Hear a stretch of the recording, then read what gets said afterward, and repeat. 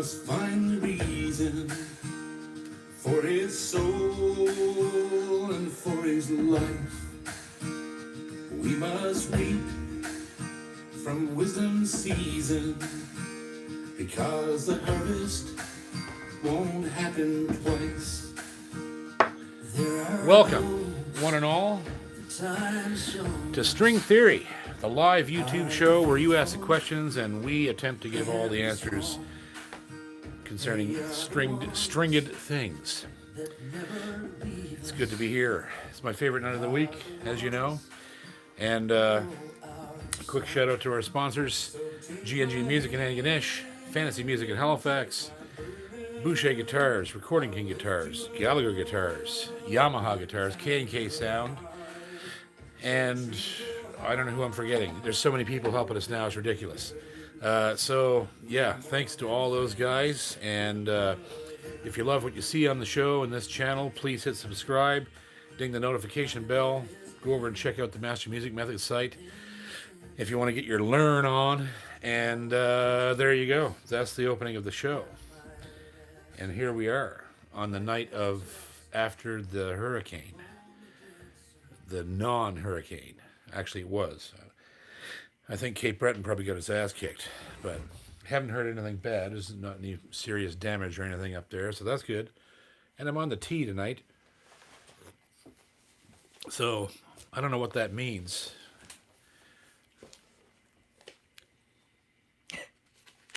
Supposed to be less saucy. I doubt that. All right, let's get up to the first question. Let's get her done.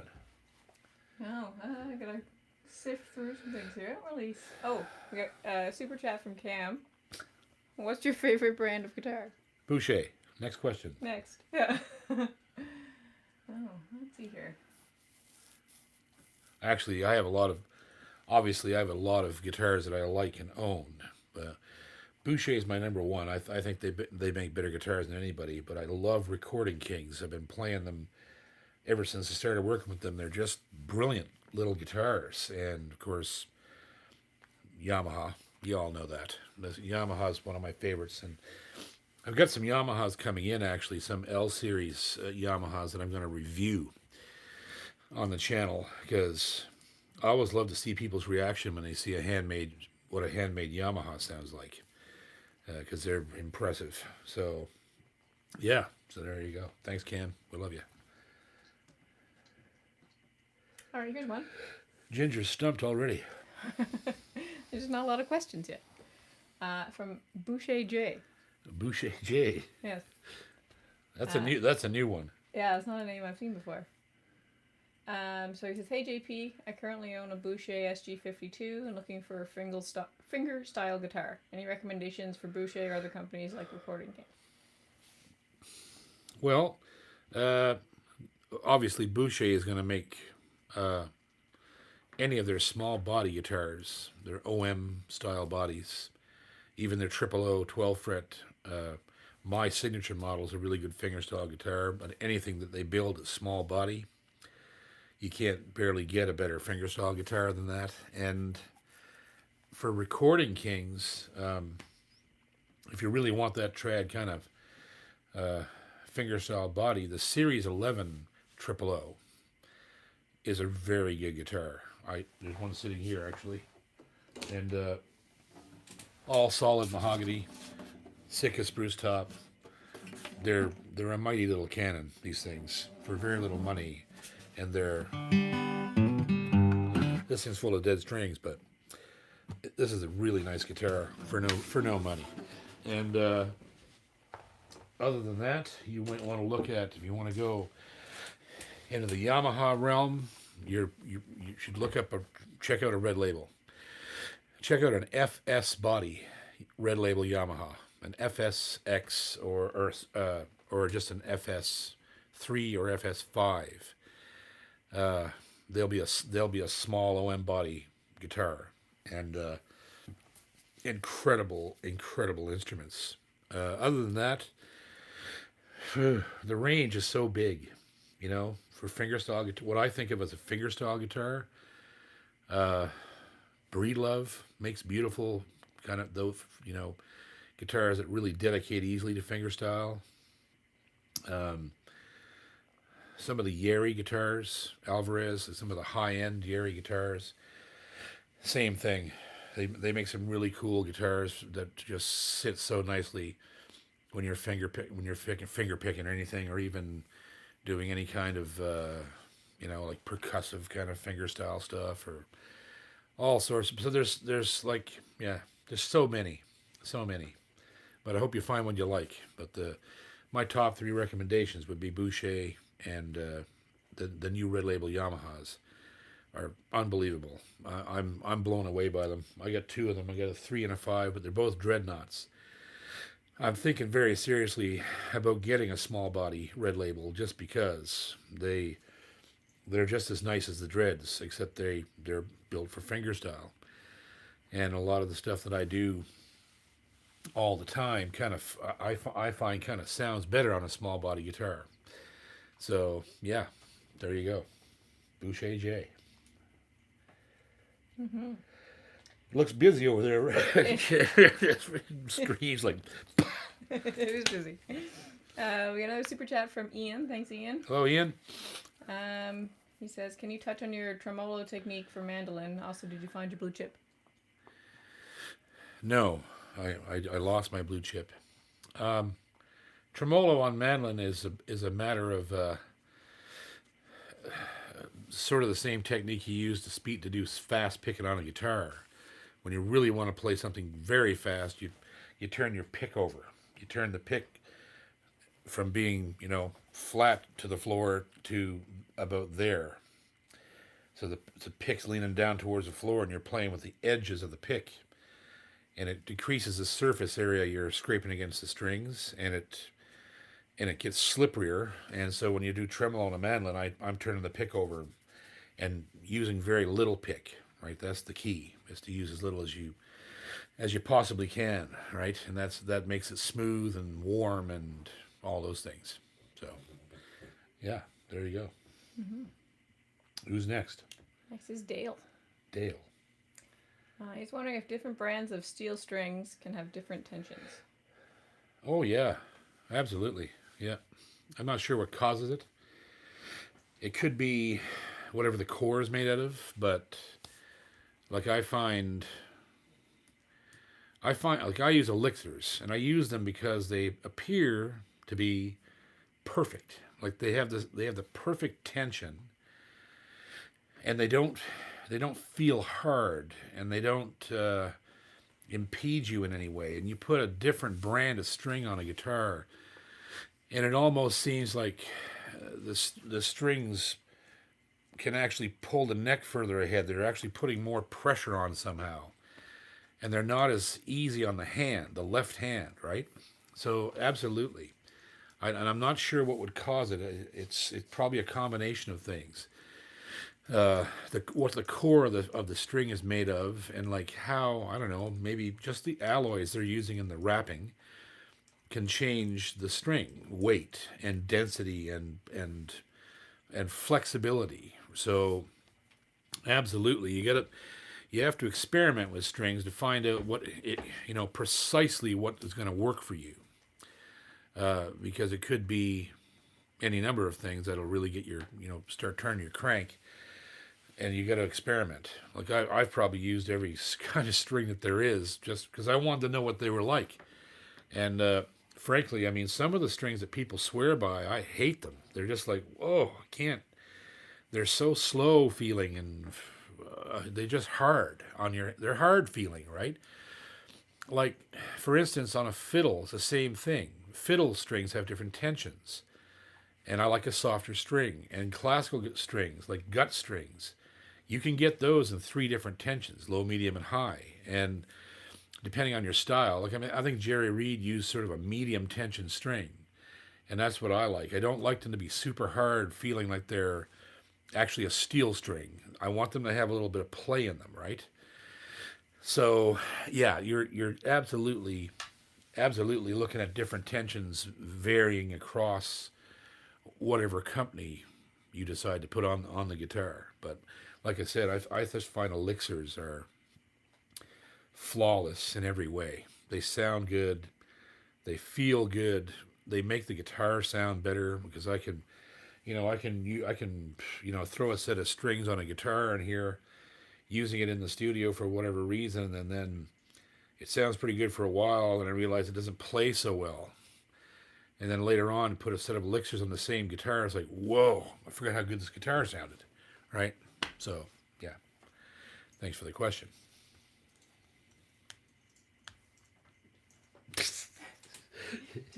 Jeff Gallant just wanted to tell you that PEI misses you.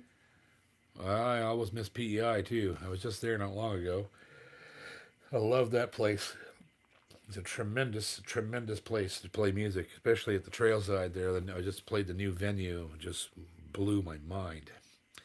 What a great hall that is. Thanks to Pat and Megan over there. Incredible people. It's just a great, great venue. All right, who's next? Alan Dalton. I know that name, I think. You may.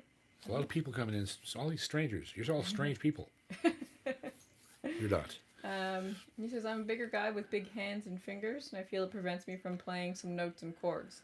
Is there a kind of guitar that could help me with this, or the neck, etc.? Well, yeah. I mean, you want to buy a guitar. It's a 1 3/4 nut. I think that's what it is. Those are the wider necks, right?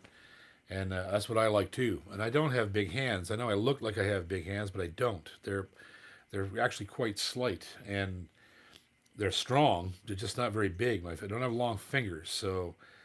But I still like a fretboard that has a ton of room on it because I do complex things. So, yeah, if you're playing on a sort of like a standard Martin neck or a Gibson neck, they're very narrow.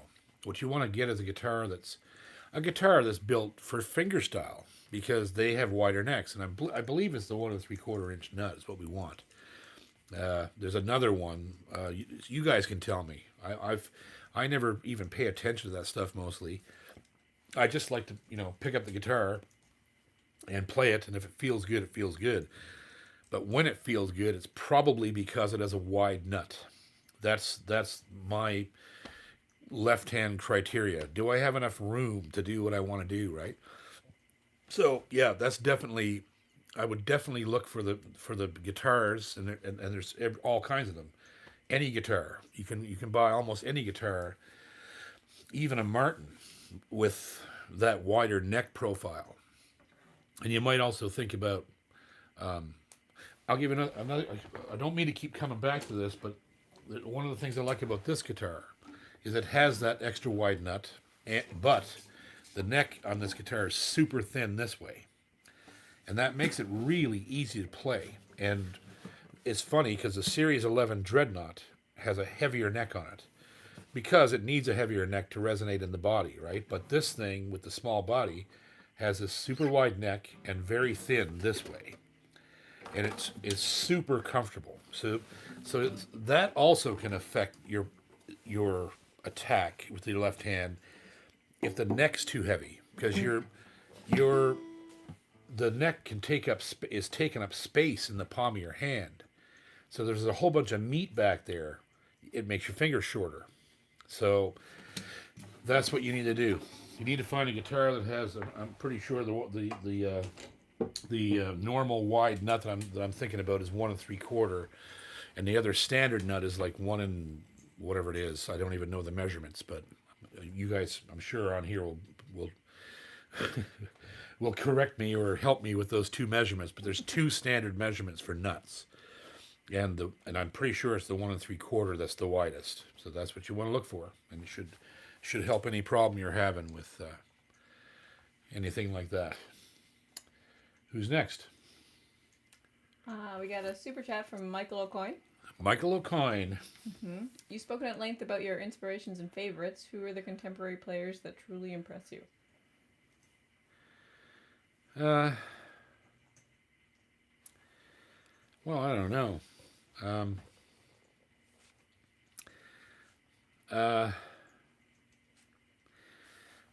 Well, he's not really he is a contemporary player, but he's not a young man anymore. But he's he's the next generation of people from, you know, my childhood heroes, and that's Tommy Emmanuel. For fingerstyle and any kind of guitar whatsoever, the guy is, in my opinion, is the best guitar player in the world. And if I had to choose out of the other realm, like the straight bluegrass guys, I'd have to choose Jake Workman. That guy is unbelievable. I love his playing, and I bought his latest album on Apple Music, and it just floored me how good that guy was. And of course, he plays with Skaggs, right? So all those guys, Cody Kilby, Brian Sutton, the guys that came through that band, Skaggs somehow just knows how to find the world's greatest flat pickers. And Jake Workman's, in my opinion, I think he's one of the most musical players of that genre that I've ever heard. His ideas are like zero fluff. All business. He has no fluff. He doesn't play anything just to be flash. He plays everything as musical, and that's the secret, right? That's what makes a great guitar player, and that's why Tommy's the best in the world, because he can walk between those two worlds of fingerstyle and flat picking, and the hybrid of the two, and just everything he does is. you hear it and go, what? Like how did he think of that? Why didn't I think of that? They seem to, like, his ideas are new, and same with Workman, right? Or all those guys. You hear them play and go, why didn't I think of that? Because it's so clever, you know. It's like, wow, I should have seen that. It's so obvious I could have done that. But they just got the way to think of it, and I mean, a lot of these guys are throwing down live off the floor, you know, like that's another thing about how great these guitar players are now. Could just ad-lib shit left and right, and it's better than, you know, anything that I've ever sat down and planned out, you know. Probably one of the reasons I don't do a lot of planning when I record. Most of my solos and most of these guys, they're all off the top of our heads. Yeah, it's just that some people have a better encyclopedia than me or anybody else, right? So, yeah. So there you go. Anyhow, who's next? Another super chat question from Jeff Gallant. Hey, Jeff. Have you watched any good Stallone movies recently? Yes, I just watched the last Rambo movie, which I loved. So there you go. What you guys are assholes.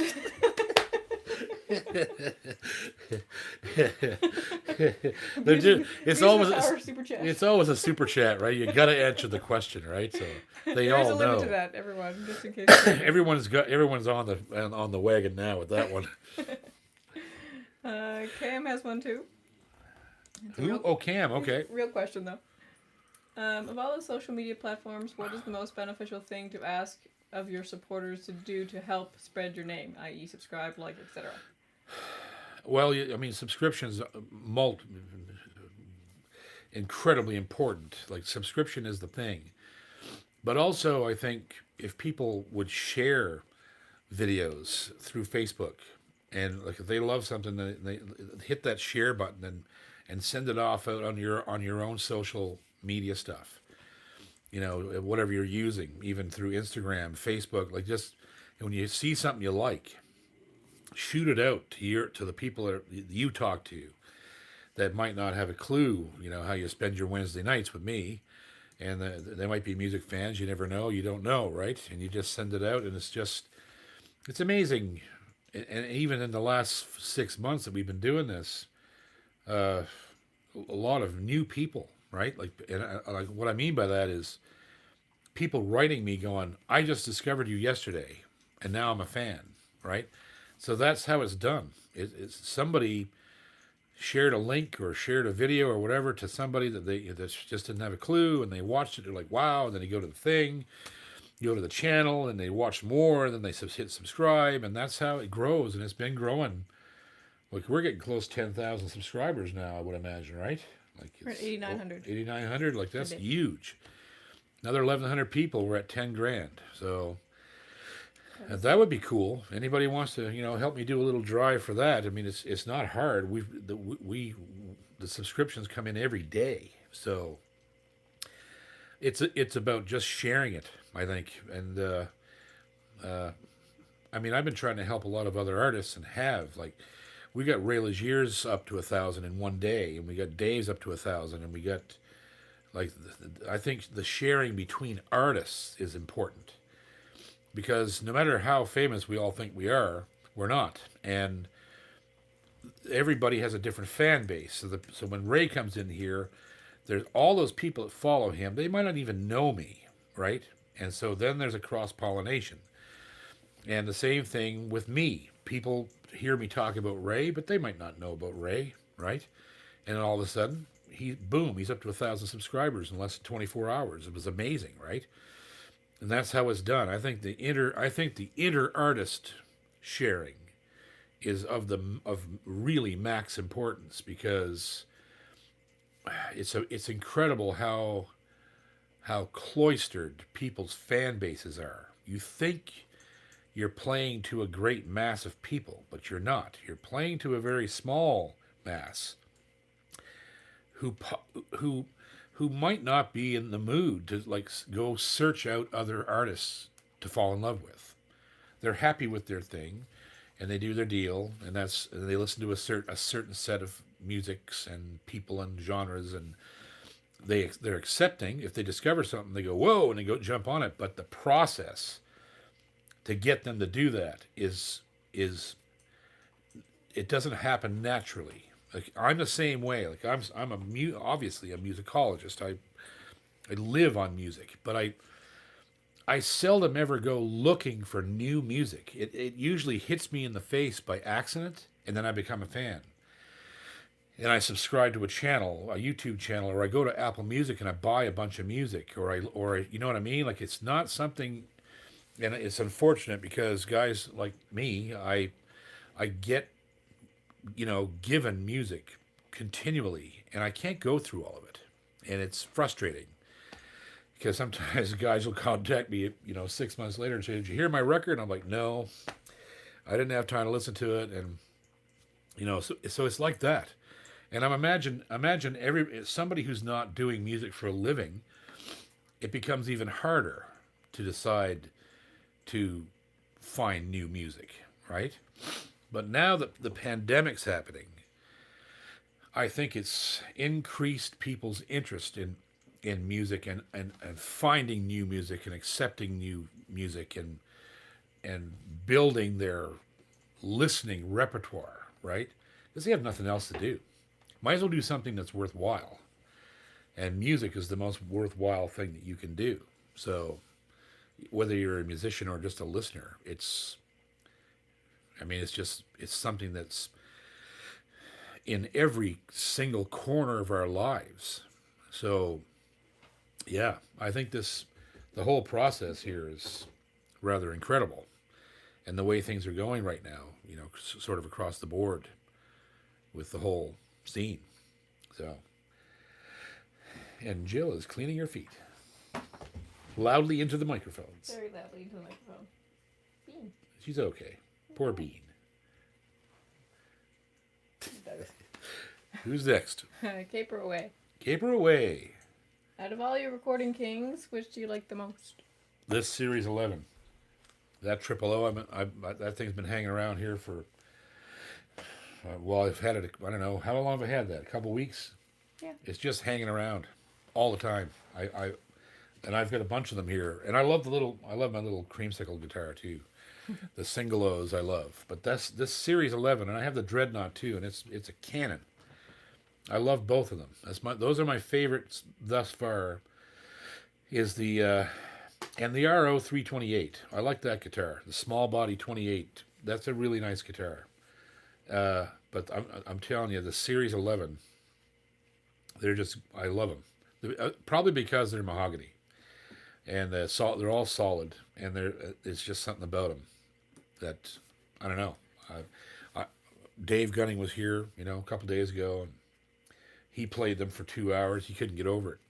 He wants one of those, and he also wants one of the little single O's for recording because they're just different. They have a different voice than anything he owns, and so yeah, those are my favorite. The Series 11. Go check them out. They're not expensive. You can get them at G&G Music, get them at Fantasy Music in Halifax. It's really worth going to see one because they'll freak you out for the amount of money they are. They're really cool. And there goes Bean doing the butt dance. Who's next? Pathos 66. That's a new one. I think so. He's wondering who the new luthier from Pictou County you mentioned in previous episodes. I wish I could tell you. I'm going to look that up.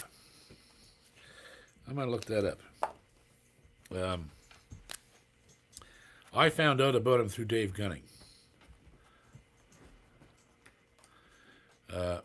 And you'd think he would have found out about us by now and come on here and said hello, bastard. Seriously, though, Dave played some of his guitars, and he was blown away by them. And I saw pictures of them, and they were really nice. So I don't know. Maybe I'll reach out to him this week sometime and see what he's up to. Maybe we can help him out. So it's always good to help a Nova Scotia builder. So we'll look into that for you. And if anybody knows who he is, tell me now. But he from what I can see that he's doing. Rick Whitaker? Is that the name? No, Whitaker's an old builder. No, it's a different name. I remember Dave telling me the name. I was like, wow, that's kind of cool. So yeah, no, Whitaker's a famous old builder. Good guitar builder. Who's next? Rick Williams. Rick Williams. That name sounds familiar. He says, hello from Mirabel. From where? Mirabel. Oh, in Quebec. Mm-hmm. Good Lord. Are you a fan of Simon and Patrick high-end guitars, specifically the showcase models? I don't know enough about Simon and Patrick to really say. Simon and Patrick's been around for my entire career, but early on in my career, they weren't very good guitars. But the ones that they're building now, for all I can see, seem to be really nice guitars. But to find one is nearly impossible. Wow, Jack's snoring again.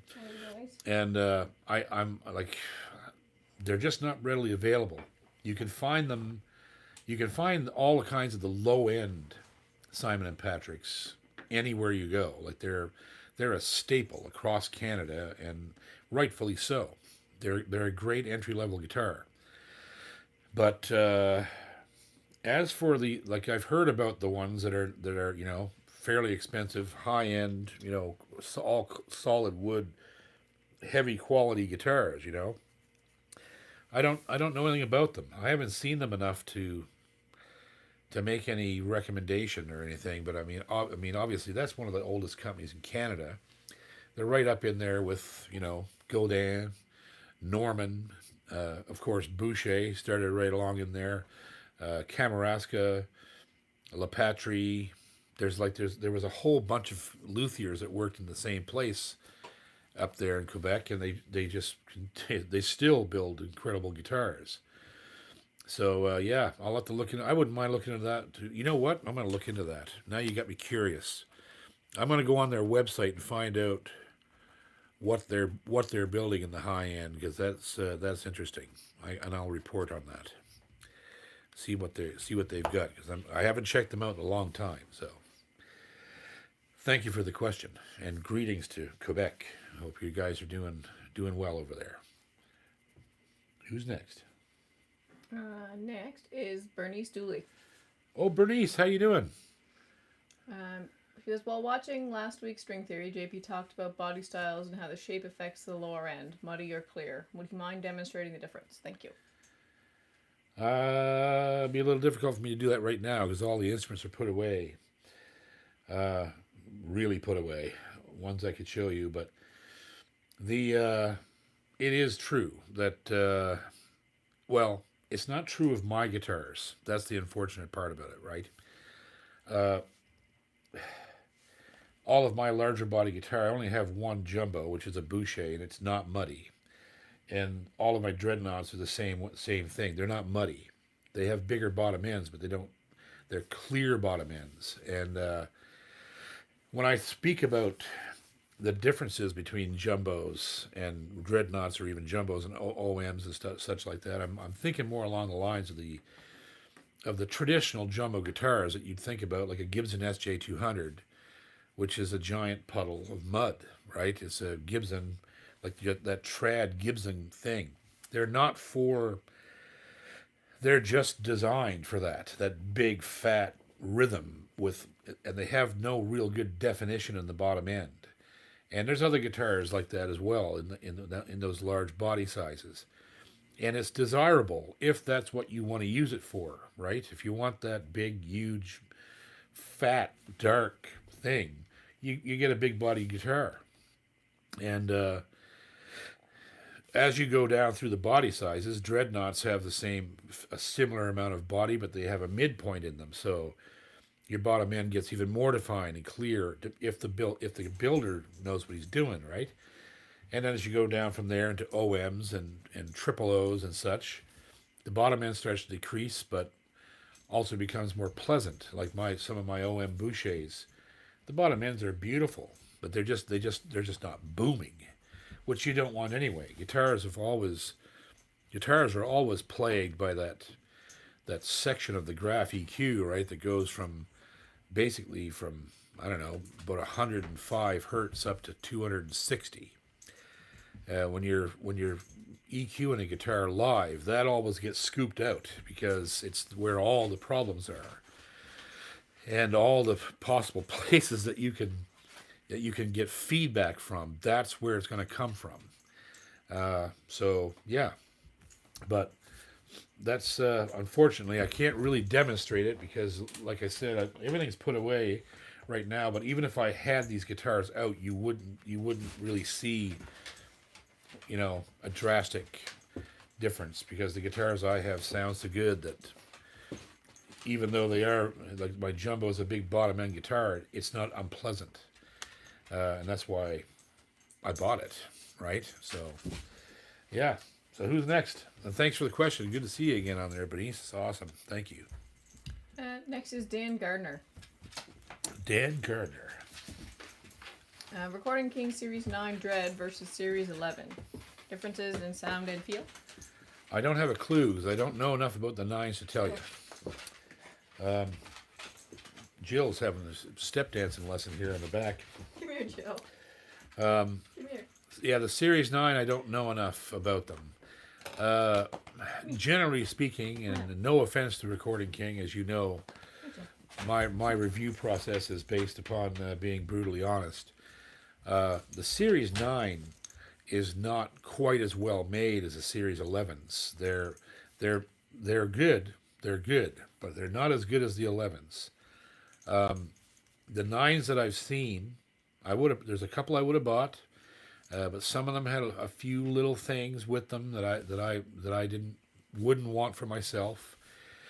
But I'm actually looking to get one. I want to get one and review it, because there is a difference in the way that they're built and the way they sound, and the 11 to me as a player is a better guitar than the 9. So that's about all I can say on it right now. But with that being said, I've found winners inside all of their lines. So, like the little small body single O guitars, I love these things. In the 28 series, I got the O28 is one of my favorites, and of the limited edition, I got the Liberty 33, the blue one, killer guitar, OM body, and then I've got these two Series 11s that I'm not going to part with these guitars. I love them. So I've kind of been able to find the winner in every line. So I do have to try the 9s, and they are, in my opinion, the 9s are like a little bit less refined in sound and playability than the 11s. I think that's how I would describe it. Although I would still like to try one. I want to talk to Ashley down there and see about getting one sent up for review, because I think we should review one because they are selling very well. Like everywhere that they're coming up here in Canada, they're going off the shelves like gangbusters. So that tells you something, right? It's not only that they're cheap, that they're a low price, right? It's that they're not cheap. You know what I mean? It's a low price, but there's a high quality standard with them, and their vibe is so cool. And so yeah, I think I'm gonna do that. I'm gonna make a note here, and I'm gonna get hold of Ashley tomorrow, or even this evening, because they're a couple hours behind us or ahead of us. It would be supper time down there. I'll get a Series 9 up here and see about reviewing it. And there's also some other guitars that they do that I would be interested in taking a look at. They make some. I'd have to check to see what the model line is called. But they also make some sort of like almost Taylorish kind of fingerstyle guitars that are mahogany, I'm pretty sure, and Sitka. They look a little bit like the Martin Road series, or even a Taylor kind of fingerstyle guitar. They're usually cutaways, and I've seen quite a few of them around. I haven't tried one of those yet either. I'd like to see what those do, and yeah. So there you go. There's a new homework for me. Who's next? Next is Larry Byrne. Byrne? Mm-hmm. Larry Byrne. Hi. Nice Jesus, job. the dogs are having a field day in here tonight. Scratching and coughing. Talking and scratching and shitting and what a Jesus. It's a zoo in here. It really is. He says, hi from Kamloops, BC. I know you have CDs out there, so where do you get them or order them? I don't know. You'd have to ask Ginger about that. Facebook still. Yeah, just go to our Facebook page and message us through that, and whatever we have, Ginger will know, and we ship them out. There's a very limited number of records left now. We're not making any more.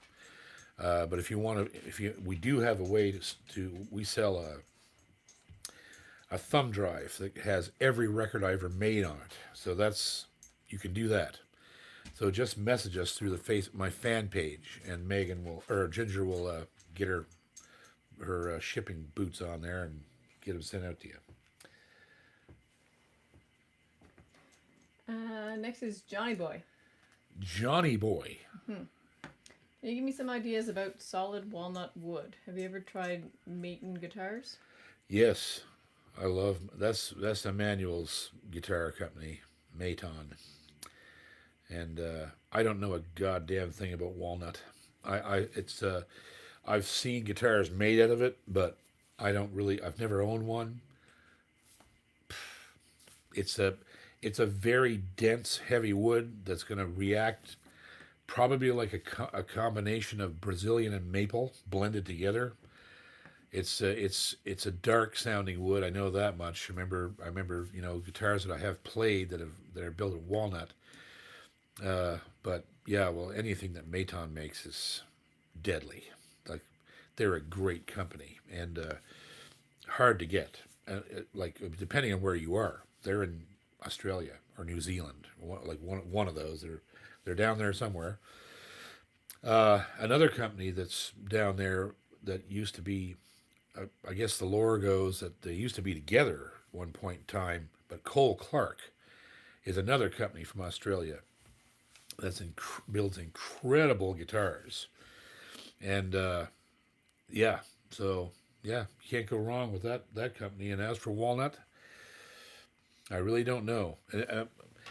And I've seen walnut guitars. And another thing, just my own personal thing, I don't really like the way walnut looks. It's kind of sickly looking. And depending on what it is and how it's finished, it can be beautiful, but there's something about it that's like I don't know. It's an odd color for my taste. I guess I'm just so used to seeing brilliant maples and that orange mahogany and dark brown rosewoods, and you look at maple and it's just sort of got that gray kind of thing. I don't know, I'm sure you can finish it in any color you want, but yeah, I don't know. I'm not sure. I've never owned one, uh, but yeah, you definitely could. It'd be nothing. I don't think you'd be sorry to buy a walnut guitar. I think it's if you get the right builder. It have to be the right builder. I don't think it's very easy wood to work with. It's like maple. It's probably very brittle and difficult to work with. So yeah. Who's next? Eli Patrick Bluegrass. Oh, Do you prefer rosewood or mahogany guitars, and why? Also, in the banjo world, do you prefer Granada style banjos or 25 style banjos, and why? It's like an essay question. yeah.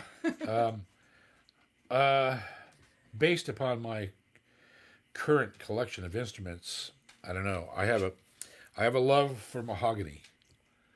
I always have. It's dark and bright, and somehow lighter than almost anything that I've ever, and I love it. I love mahogany. I love rosewood too. I have my share of rosewood. I have my share of cocobolo. As for banjos, never really played a Granada style banjo. I don't think.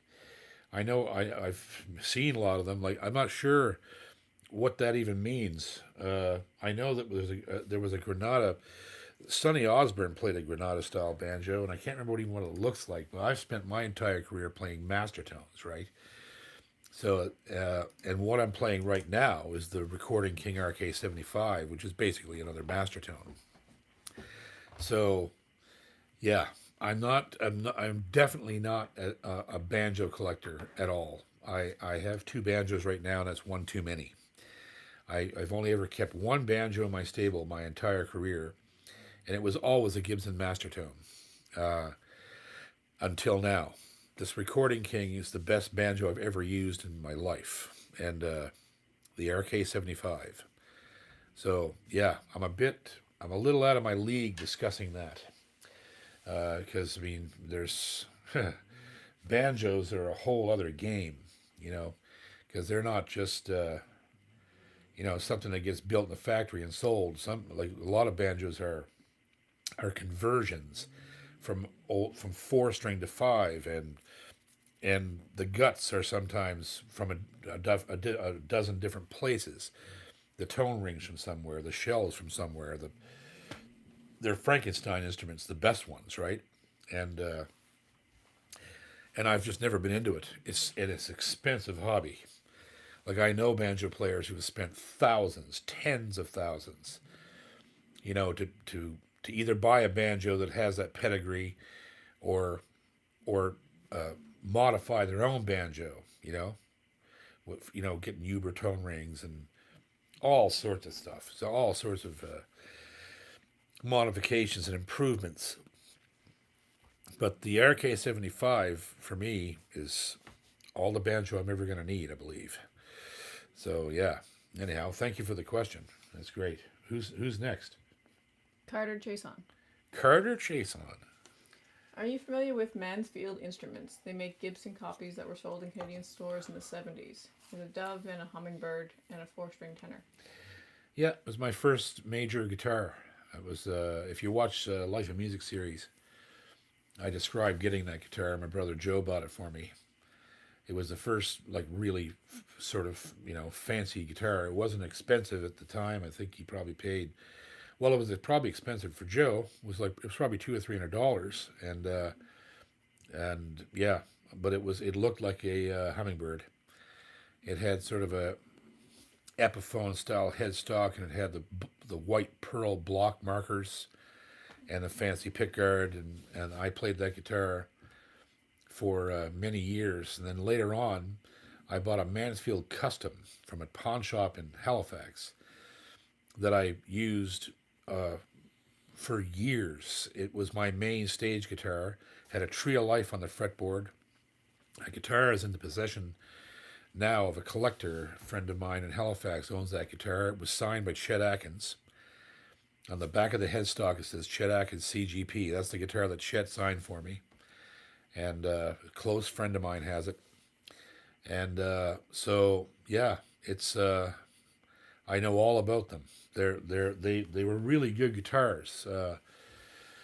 That one especially, that last one I had that had the Tree of Life on the fretboard. That thing was a beast guitar, and it, like I said, if you see any of the old promo shots of me, or maybe even pictures from when I was down south, like that was my main axe. I mean, playing everywhere, the Opry, all the festivals, toured with the McCarter sisters with that guitar. That was the guitar that had the very first LR Baggs undersaddle transducer that ever came out, was in that guitar. It's still in it to this day. So yeah, I know all about Mansfields. Who's next? Another super chat from Cam. All right.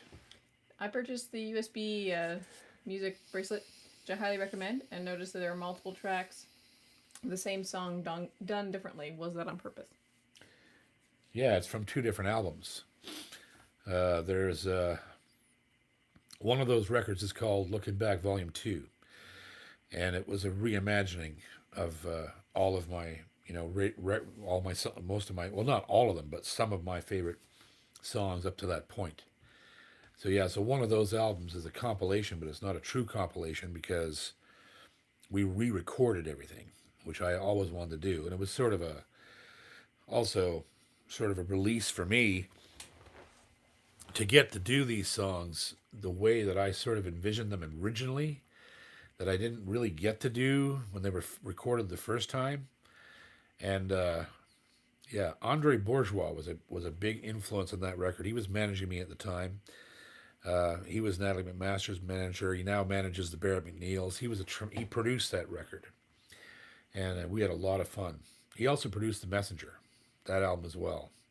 And he's a tremendous producer. And he's singing all over that record. He's doing the harmonies, a lot of the harmonies on those albums, the high stuff. And yeah, so kudos to Andre. Love that guy. Who's next? The Happy Knot. The Happy Knot. Mm-hmm. An old-time rock question. Which AC/DC frontman did you prefer? Bon Scott or Brian Johnson? I never listened to AC/DC. Yeah. I'm obviously aware of them. I mean, I know who they are when they come on the radio. Never owned an album. Never paid attention to who was in the band. I know that's sad, but they came at a time when I was not listening to rock and music at all in my life, and I never gained an appreciation for them until probably well into my 30s. And by then, it didn't matter much anymore, right? They were a classic band at that time. And I didn't really put a lot of thought into who was in the group and all those things. So they just became part of that, I know exactly who that is playing, and that's it. That's as far as it went. Unfortunately, sorry about that, but I'm a fan. I just never delved into that part of it. So that's an interesting question. Well, at least I was honest. I'll tell you.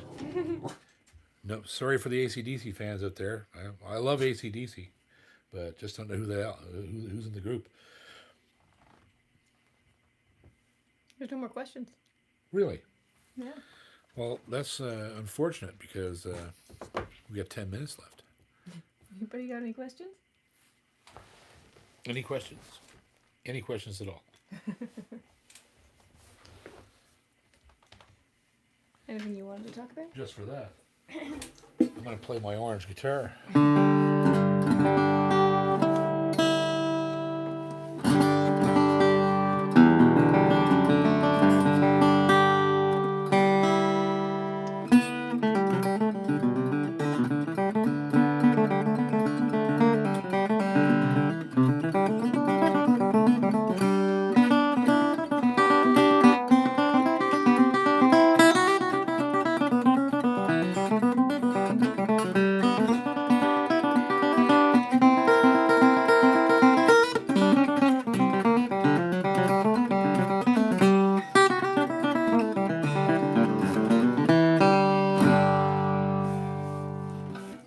take that. There's a couple Leave me hanging out here, you bastards. I'll play the orange guitar. favorite Cape Breton guitar picker. Well, if you're talking about people from Cape Breton, I think so. there's only two, and John Allen and Gordie Sampson. They're the only two guys I can think of right off the bat actually born in Cape Breton. I would say Dave McIsaac, but he wasn't born there. He was born, I think he's born in Halifax, if I'm not mistaken. People are from there.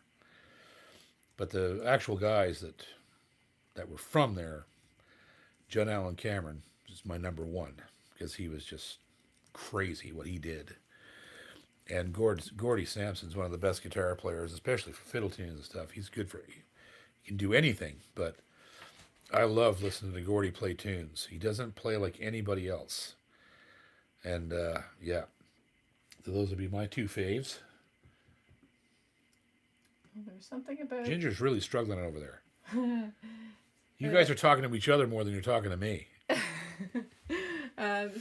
Someone's wondering if you have any stories about Tony Rice. No. Okay. I have one, but it would get me sued, so can't say it. Okay.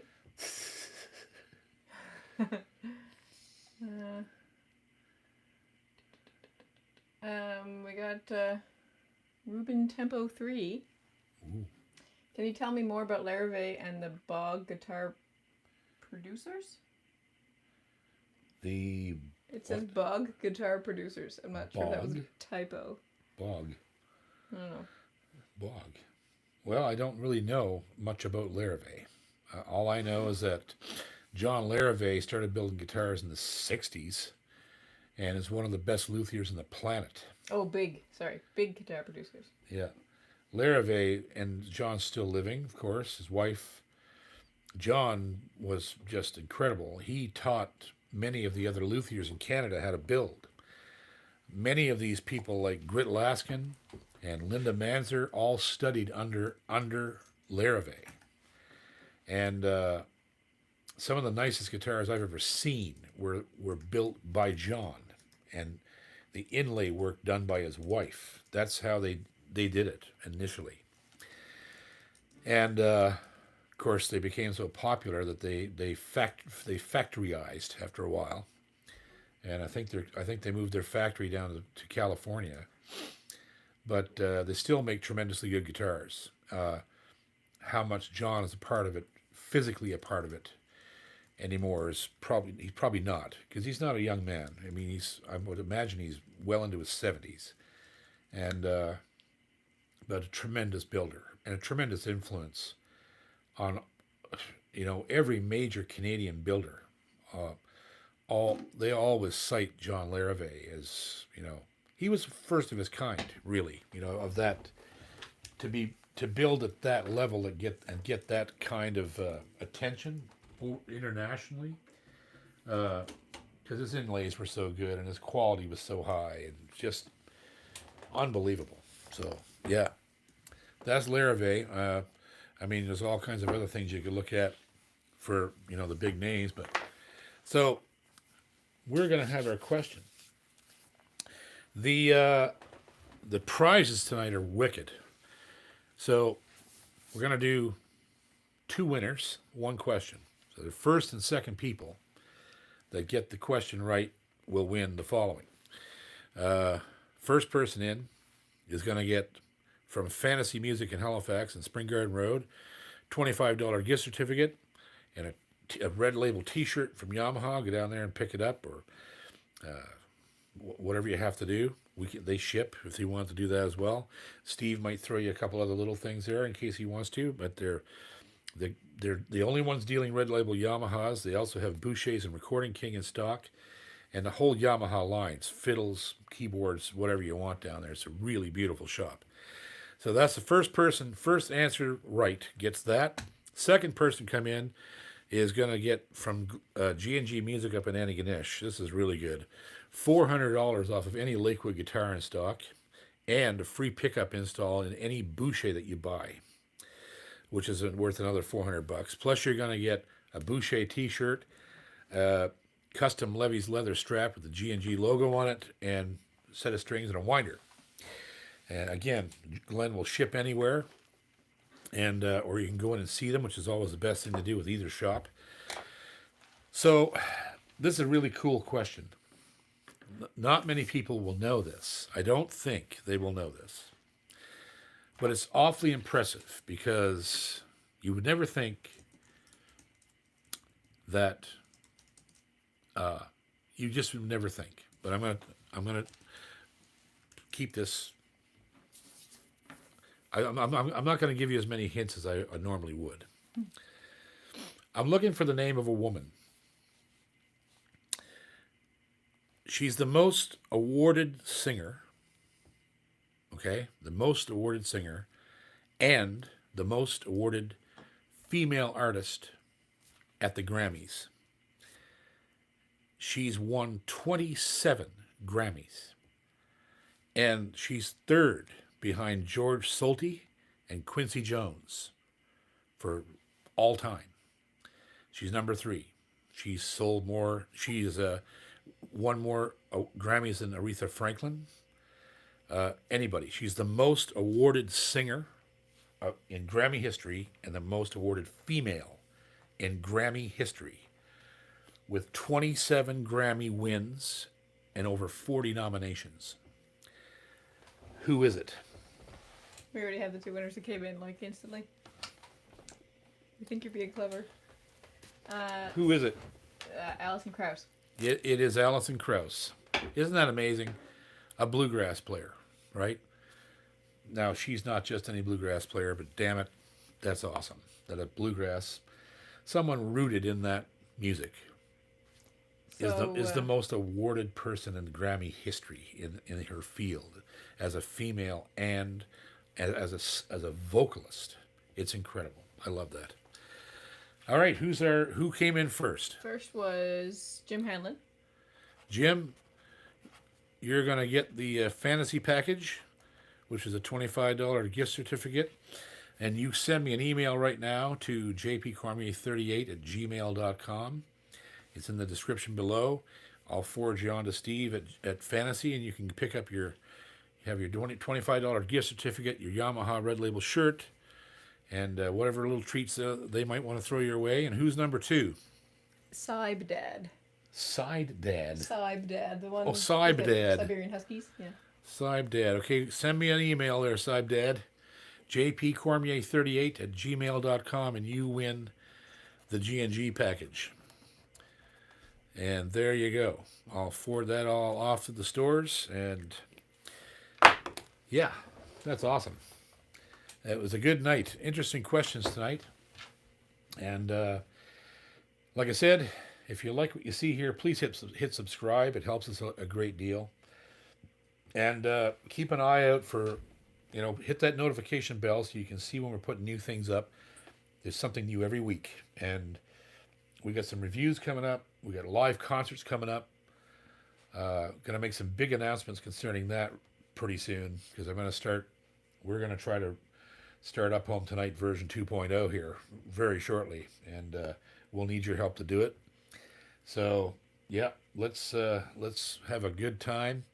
I don't know what you guys do after string theory. Generally, I sit out on the porch and drink, but tonight I'm not going to do that. I'm just going to sort of stay put here and have my tea and look out the window for a little while and probably go to bed. I'm getting old. Had a big night the other night. We did have a big night the other night when Dave Gunning was down, and we did well. You might have saw the video. We wrote a new song that we put up. Oh, Saib Dad wants to defer. Okay. He lives in Alberta. It's okay. All of this stuff can be shipped to you, brother. So send it on, because they'll ship it right to your door. Whatever you'd like to have. If you want, you can. Whatever you want to do. If you even want to buy if you want to buy a guitar, Glenn's the place to do it. It'll ship it right to your door, no problem. And Fantasy as well will send on your T-shirt at least, and free set of strings or whatever you want to do. So don't let that stop you. We got people from all over the world winning the contest, and they get their stuff. So don't worry about that. You take the prize. All right, boys and girls. Until next Wednesday night, we love you and we appreciate you. And we had music once, but I guess we don't have that anymore. But we're just gonna go out on maybe Megan will And I've got it here somewhere. Ginger can just do a that'll cost us. Oh dear. So yeah, so there you go.